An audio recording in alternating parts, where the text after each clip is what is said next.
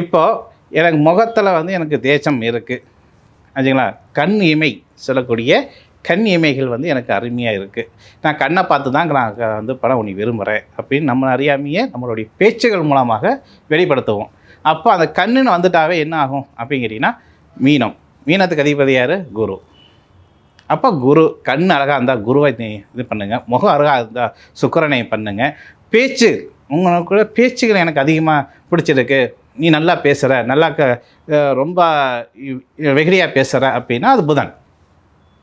Simple logic, இதை எடுத்துக்கோங்க ஆச்சுங்களா. பேச்சுனா புதன் ஆச்சுங்களா. கண்ணுக்கு அழகாக இருந்தால் குரு, அதே முகம் பொலிவாக இருந்தால் சுக்கிரன் ஆச்சுங்களா.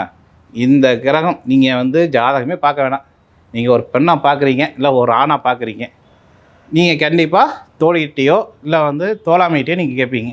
பேச போகும்போது நான் இன்றைக்கி ஒரு சூப்பரான ஒரு பெண்ணை பார்த்தேன், அவள் அழகுன்னு அழகு, செம்ம அழகுடா, எப்படி இருந்தால் நான் அவளை நான் வந்து லவ் பண்ண வைக்கிறேன் அப்படின்னு நீங்கள் கண்டிப்பாக உங்கள் தோழாமைகிட்ட